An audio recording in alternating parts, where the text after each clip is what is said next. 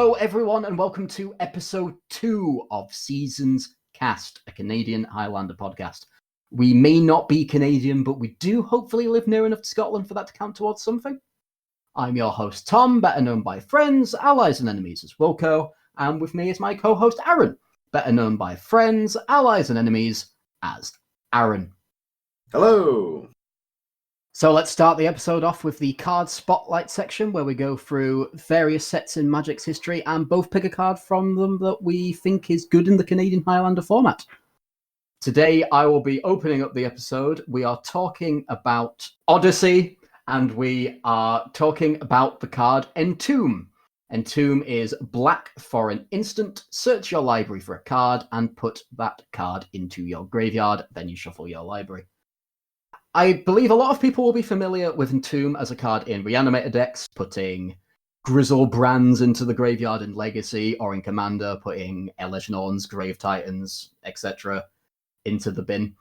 But in Canadian Highlander, it's popping up more and more as essentially just a tutor that you maybe need to work around a little bit. It's especially showing up in mid-range decks that have land sub-themes, land synergies. Because of the printing of cards like Wrenn and Six and the long existence of cards like Life from the Loam, it's becoming quite a good card for the sort of land toolbox strategies that we're seeing more and more of. So you can search for cards like Life from the Loam if you just want to get value out of your lands. Or if you already have a Life from the Loam, you can search for specific lands that are good for the game at the time. You can search for Thespian Stage or Dark Depths. You can search for Glacial Chasm. You can search for Maze of Ith. You can search for whatever land you need for the occasion. And like I say, while it might be a well-known card, I thought I would just bring it up here at the start of the episode to point out to people that it's not just a Reanimator card. There are other things that you can do outside of the deck. Anything to say about Entomb, Aaron? No, I think you actually just said the point that I was going to make. I remember that, although reading the card does explain the card, but there was a certain point where I went, oh, it can go and get anything? Like, the ability to put in the large creatures for Reanimator strategies and Legacy is great, but it's so much more versatile than that. And like I said, it's a tutor that you need to work around a little bit more, but all in all, it's still a 1-mana instant speed tutor. It's an incredibly powerful effect. Now, our audience may be thinking, Wilko, why did you choose Odyssey and why did you choose Entomb? Well, that is because today we are going to discuss the points list in Canadian Highlander. Aaron, for those who maybe missed episode 1 or might have just forgotten, what's the points list? So the points list is the way that the council have decided to balance our format. As we mentioned previously, we have a vintage ban list in this format, which means no anti-cards and no conspiracy cards. But other than that, everything is fair game. So obviously, immediately you would want to jam in the Moxen, Black Lotus, and a bunch of other really powerful cards, which would not only homogenize the format, but also kind of make it a little bit too powerful. So as a kind of balancing system, we have 10 points for your deck that you can spend on various cards. Yeah, it's a way to make sure that the format doesn't, and I don't mean to bash on Commander when I say this, but it's a way to make sure that the format doesn't end up like Commander, where one of the complaints that you often hear about the format is that it's a sort of 99, 98 card format because of the existence of cards like Command Tower and Sol Ring and stuff like that. You don't really have that problem in Canadian Highlander. There are cards, certainly, especially when it comes to mana bases, like the fetch lands show up all the time and stuff like that. But the points list isn't about punishing cards that are mainstays because of sort of their importance in deck building. It's about limiting the cards that would both be auto-includes and, as you say, sort of homogenize the format or make the format too powerful. So speaking of cards like Sol Ring is one of the most pointed mana ramp cards on the points list. Aaron, do you want to quickly discuss sort of mana ramp and sort of why we point it and some of the more egregious examples on the points list? Yeah, I think one of the most powerful things you can be doing in Magic is cheating mana costs, playing things earlier than they're meant to, playing a 5-drop on turn 3 or a 3-drop on turn 2. So as a way to kind of combat this, a lot of the repeatable ramp in Canadian Highlander is quite highly pointed. We have things like the Moxen that are 0 mana artifacts that produce 1 coloured mana depending on the Moxen at 3 points. We've got Soul Ring and Mana Crypt that produce 2 generic mana at 4 points, and one of the most famous Magic cards of all time, Black Lotus, which is a 0 mana artifact, but you can tap and sacrifice for 3 mana, all the way up at 7 points.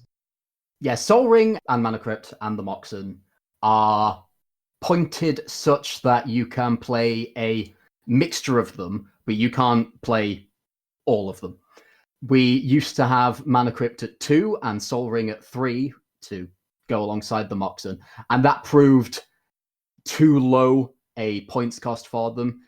It caused the rise of what are known as medium decks that use the power of cards like Soul Ring and Mana Crypt to cheat on the, as Ben Wheeler lovingly puts it, ancient tomb mana of cards. So it was a deck designed to, as you said, play cards like Chandra, Torch of Defiance on turn 3, if not turn 2, to play Glory Bringers and Thundermaw Hellkites on turn 3, turn 4. And it was a deck that, on paper, looked like it should be slower than decks like Burn, but in the end just ended up being either much quicker or much more powerful, if not both. And then that spread to medium black, medium green, less so medium white and medium blue, but those decks do exist. And so now, as you say, Soul Ring and Mana Crypt are at 4 because decks were taking advantage of their low points costs. So now the medium decks really have to ask themselves, do we need those cards? And it turns out they do. And so then they can't also free roll a Mox or free roll a Strip Mine, which is at 3 points, and cards like that. It's a very important balancing system. Yeah, because I think one of the nice sides of this as well is that the cards we've mentioned other than Black Lotus here have basically repeatable effects. You can do this every turn unless something's stopping you doing it. Where you get cards like Mana Vault, which is 1 mana for an artifact that taps for free but doesn't untap very easily. You either have to pay 4 or use something to untap it. Where you're getting about 1 quick jolt into something. Where now that's only 1 point compared to things like Soul Ring and Mana Crypt, which are 4 points a piece even. So it's kind of playing into a different sort of strategy and different kind of logic behind it. Yeah, cards like Mana Vault aren't cards that decks are looking to free roll, essentially. It is an extremely powerful card, and that is why it is on the points list. But it's not a card that you can just easily stick in any deck that's looking for mana acceleration. Like the elf decks that ramp into Craterhoof Behemoth and stuff like that can play cards like Soul Ring and Mana Crypt. But they want that mana repeatedly because that's essentially how the deck works. The deck is all about getting mana turn after turn after turn, then eventually getting a hoof.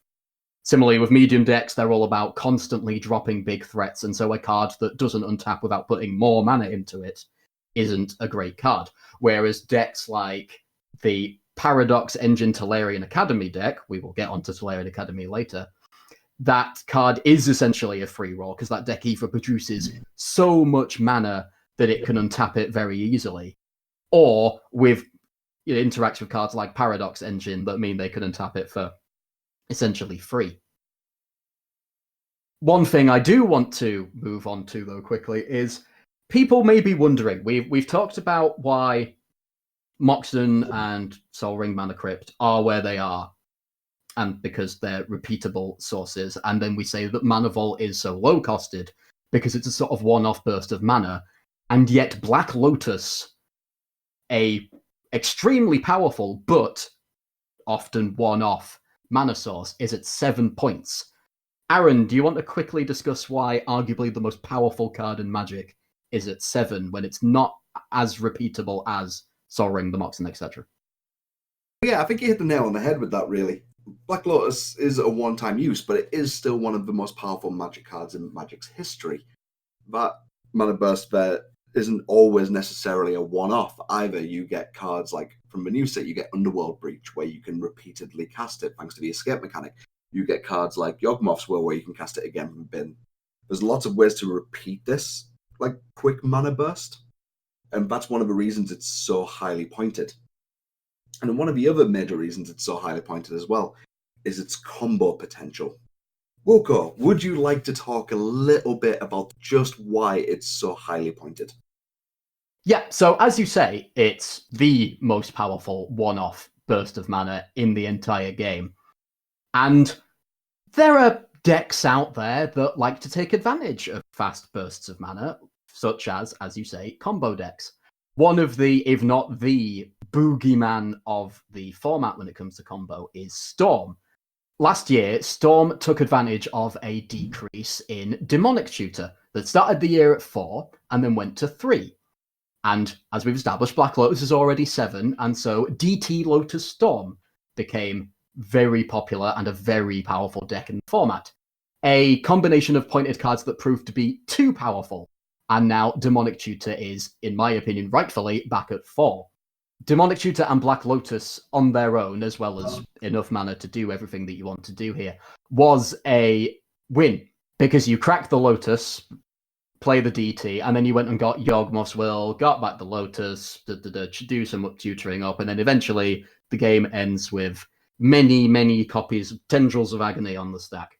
And so Black Lotus being so highly pointed is partially because of its power of that mana burst that you get. It's showing up quite popularly in traditional mono red decks, your sort of burn or your red deck win style decks, because they get to play Black Lotus and Mox Ruby and just have these disgusting starts where they get to drop a bunch of creatures into play and stuff like that.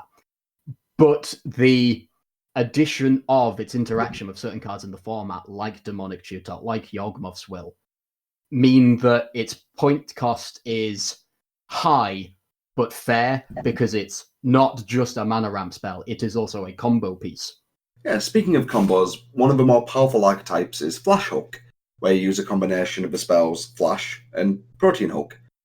Flash is a 1 and a blue for a instant that says you may put a creature card from your hand onto the battlefield. Then you have to pay the creature's cost reduced by 2, otherwise you have to sack it immediately.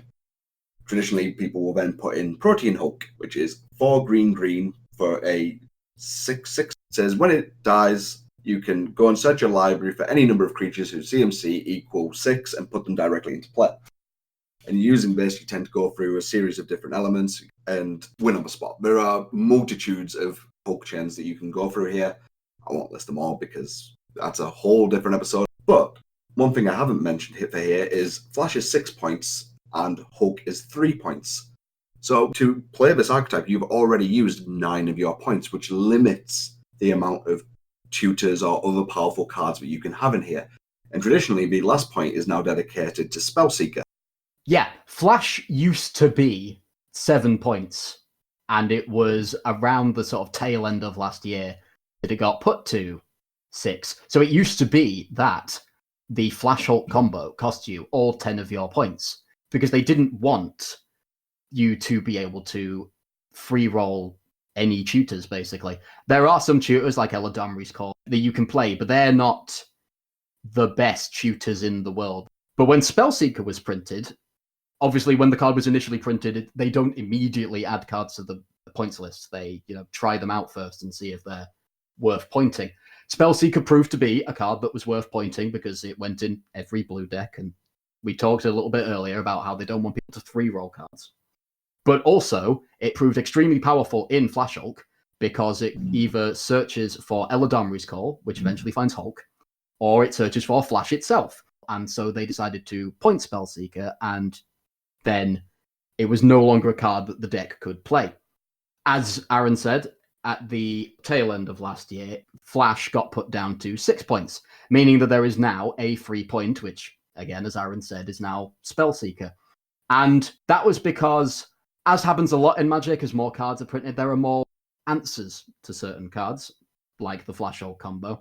And so they decided to give it a try of making it so that you could play the Spellseeker in. And then January came around and Oracle of Thassa got printed, and now it looks like the deck's going to be horrifying again. So we'll see how long this 6 points lasts.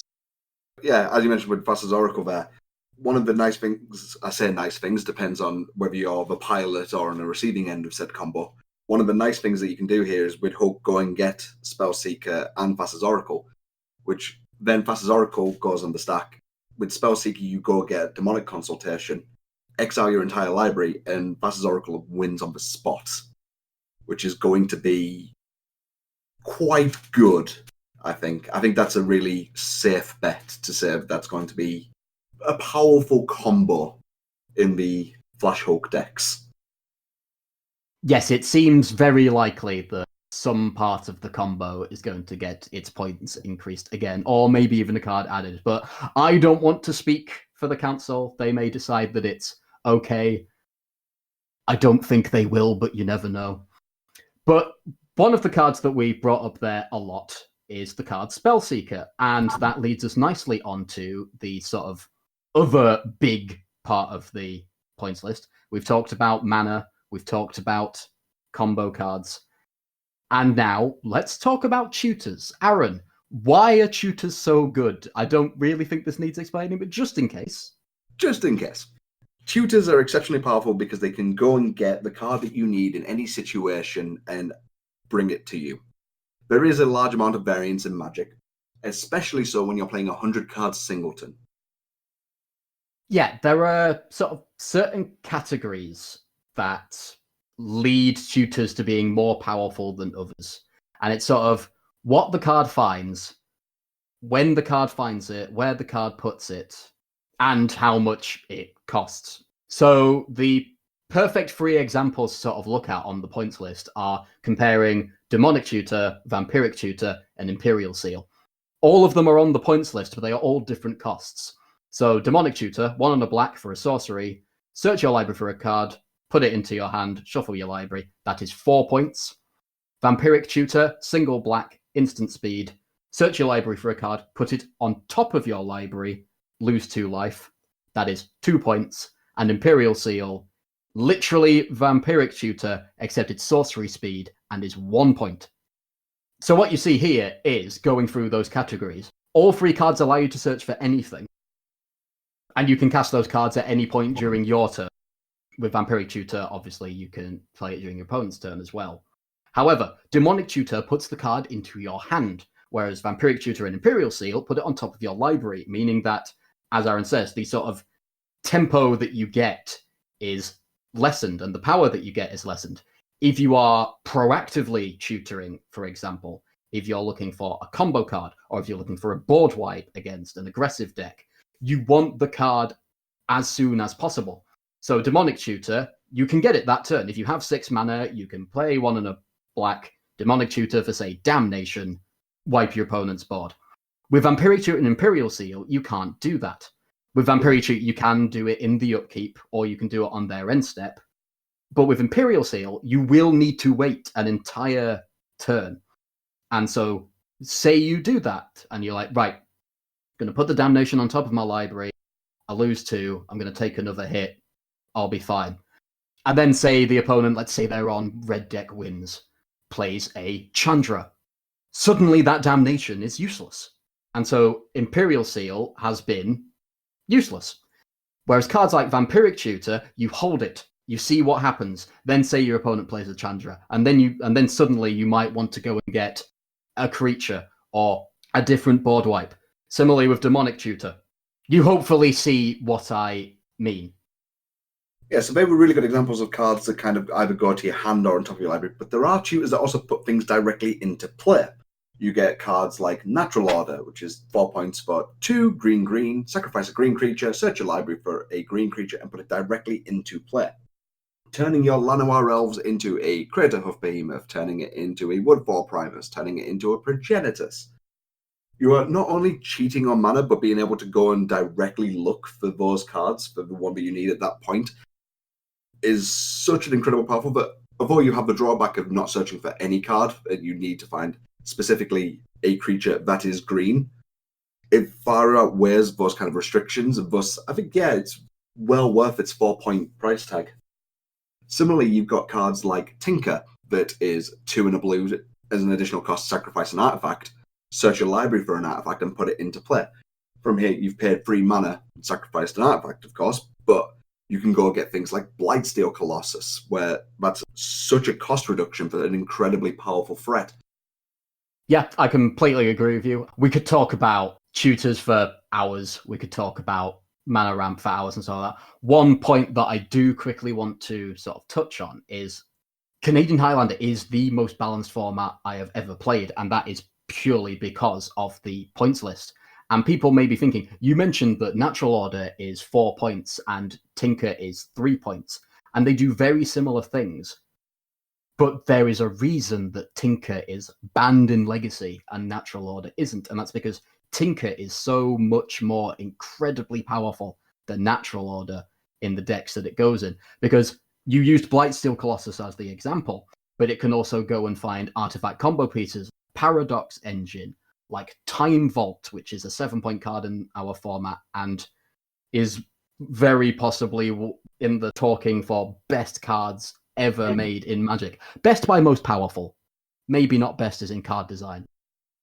But the reason that Tinker is 3 points and Natural Order is 4 is because Tinker is competing with so many other cards that the council has decided that it is deserving of less points, because essentially they just want people to play it. Tinker at 4 points saw 0 play, whereas Tinker at 3 points may see play. There is this constant balancing act that they have that, yes, if a card is powerful, extremely powerful, like Tinker, it will be on the points list, and I think Tinker is absolutely deserving of being on the points list. But just because a card is more powerful than another card doesn't necessarily mean it needs more points. Natural Order goes in every sort of green-based creature deck, really. Maybe not mid-range and stuff, but for instance, every deck that involves Crater Hoof shenanigans. Or there are decks that without Flash also play Protean Hulk, and a lot of them also play Natural Order to either find Hulk or as a thing to sack Hulk and get more value.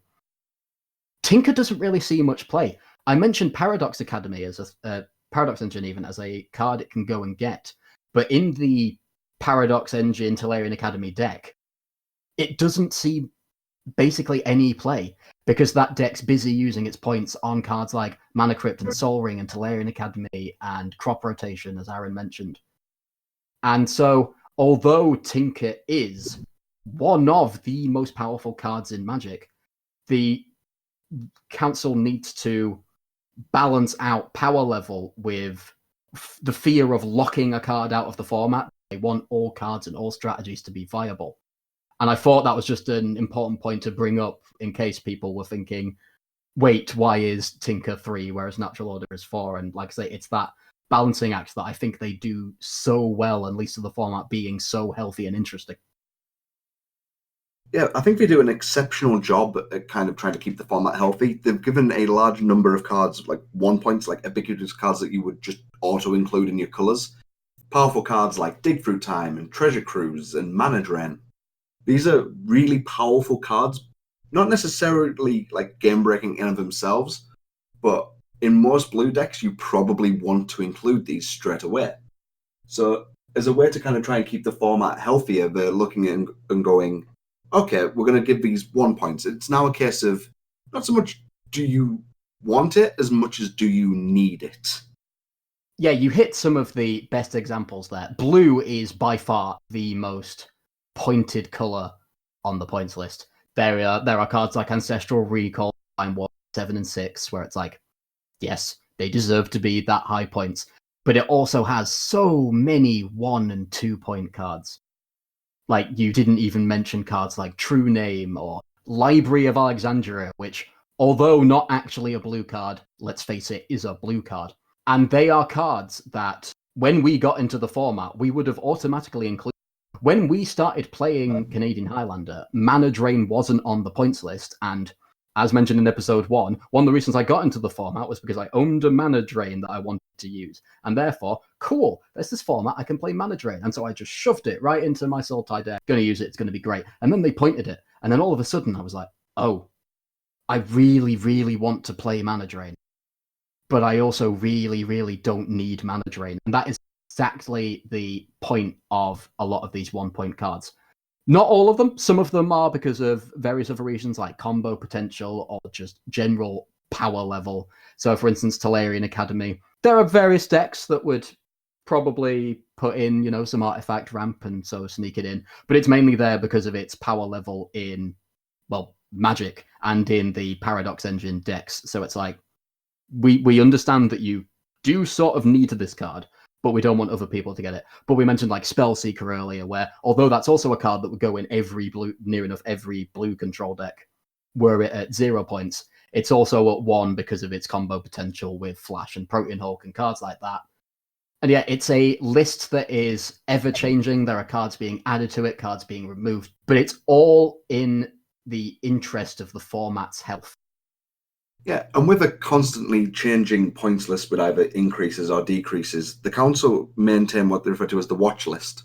So you can kind of go and see what they're testing and what they're trying out and kind of understand the thought process of why certain cards are going to either increase or decrease in points. Yes, so for those wondering at the start of the episode why I picked Entomb as a card to talk about, Entomb is one of the cards on the watch list. And it's because of those reasons that I mentioned earlier, where decks that maybe don't necessarily want it for as part of their game plan, like Reanimated, they're just using it as a sort of value card. They're getting to free roll this really powerful card. And so there's a very real possibility that Entomb gets moved to 1 point so that decks can't take advantage of it. It's exactly what happened with Crop Rotation, which before it got pointed, I was heavily for moving to 1 point, because even in decks where it was only getting 1 land, that was insane. The decks like the Academy deck that we talked about, where it gets Academy, the Hoof deck we talked about, where it gets Gaia's Cradle. Never mind the decks where it's this toolbox card where if you want to get a Wasteland or a Strip Mine, you can do. If you want to get Glacial Chasm, you can do. If you want to get Dark Depths or Thespian Stage, you can do. And eventually the council realized that it was becoming a extremely powerful card that too many decks were free rolling. And yeah, I think that's a really good introduction to the points list. So I'm going to move us on to our closing segment, our second half of our card spotlight. And similarly from Odyssey, I'm going to speak of a card called Tinted Pact, which, again, in flavour here, was previously pointed, gone from 1 down to 0. Tinted Pact is 1 and a black for an instant that says, exile the top card of your library. You may put that card into your hand unless it has the same name as another card exiled this way. Repeat this process until you put a card into your hand, or you exile 2 cards with the same name, whichever comes first. A couple of things to really note about this. One, it's an instant speed tutor, which is already incredibly powerful. But one of the big trade-offs here is that you are exiling the cards that you come across first. So it may be a case that you desperately need like a Toxic Deluge, for example, to get out of a situation. So you use your 1 and your black, you cast Tinted Pact, and you keep digging through your library to try and find the Toxic Deluge that you need. But it's not in the first 10 cards. And you've just gone through a couple of really key pieces to your deck, and now they're exiled forever. It's not in the top 20 cards. And suddenly you've gone through, half of your deck and found the answer to the situation that you need, but at an incredibly high cost. Which is why, although it is a powerful tutor, it has gone down to 0 points. Yeah, as you say, the card does come with some real restrictions. Although this is a singleton format, obviously basics aren't restricted. But when you're playing Tainted Pact, they essentially are. Snow-covered lands and non-snow-covered lands do exist, so you can cheat in a sense, but it does restrict your mana base and make you more susceptible to Wasteland, Blood Moon, Back to Basics that do exist and are quite popular in the format. It's less likely to be searching for specific cards and more just for a card that requires a role that you need to be filled at that point. The trade-off of exiling cards and not being able to use them again could also have a bit of a combo element as well. With Vass's Oracle that we spoke about before, eliminating your entire library in response to its ETB is going to win you the game on the spot. So again, this is something that is an incredibly powerful tool and something that with the introduction of Vass's Oracle, we'll just have to see how the council go ahead and point certain elements. Yeah, it was pointed at a time, and they decided that the fact that it wasn't really as abusable as your average tutor and did give a real sort of deck building restriction even in singleton. We'll see if it goes back on, or if Hulk gets increased, if Flash gets increased, Oracle gets increased. Maybe nothing happens at all. It's too early to C, it is very much the sort of on the mind, new hotness combo. Maybe it turns out not to be good at all. But in a format like Canadian Highlander, sort of combo showing up that quickly does cause some worry, but I have no doubt that the points list will sort that out should it turn out to be too good. And that will do it for this episode, everyone. Thank you so much for joining us for 2 whole episodes, hopefully. We will have a link in the description for the points list and the watch list. The support for the podcast so far has been wonderful. Only 1 episode, and already I've had plenty of people, especially at my local game store, just saying that they're loving it, they're interested in picking up the format. And speaking of our local game store, we have to thank IQ Games for supporting this podcast. Steve, who runs the shop, has given us all the support in the world. We will have a link to the website in the description of this video as well, where hopefully the podcast may find a home soon. We will find out soon. But until then, Aaron, where can everyone find you?